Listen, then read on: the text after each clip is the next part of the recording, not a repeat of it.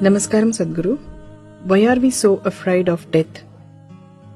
See, right now, why there is so much fear is the substance of your life is only in your clothes, your jewels, your education, a few people that you gathered around you. That's all the substance of your life is. All these things can be taken away from you any moment, isn't it?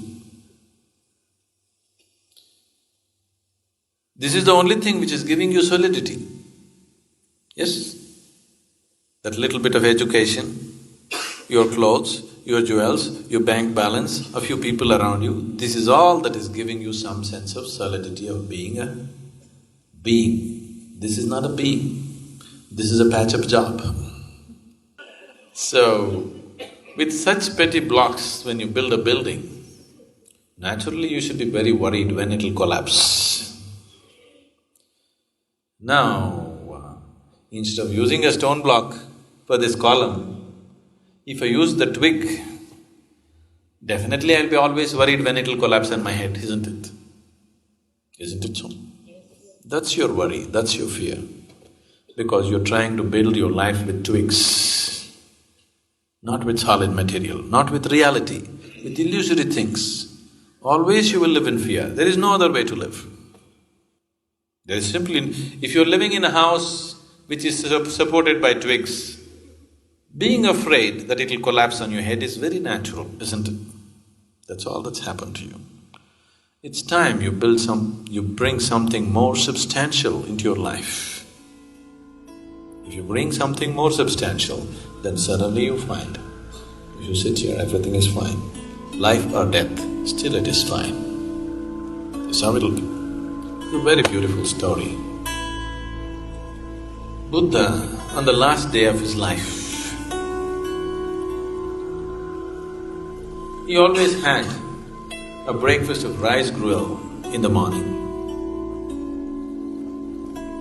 And after this breakfast was over, he always met the monks who were around him. And every day he said, if you have a question, you ask. This went on for 40 years. 40 years of his enlightened life. Every day after breakfast, he spoke.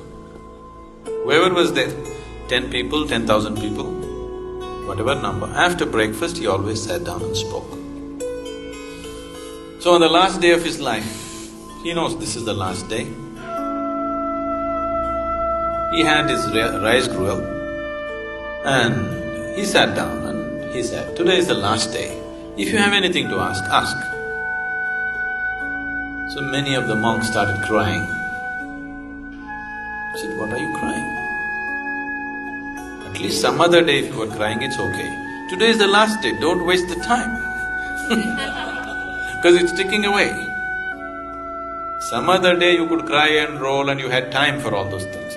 Today, if you want to ask something, you ask. He was surprised that people are crying.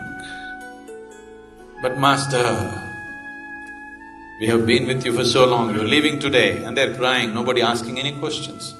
He said, stop this nonsense, ask some question. Today's the last day, any doubt? Let's clear it. After that there is only teaching, nobody to clear this and that, See, with every teaching you can get into a mess.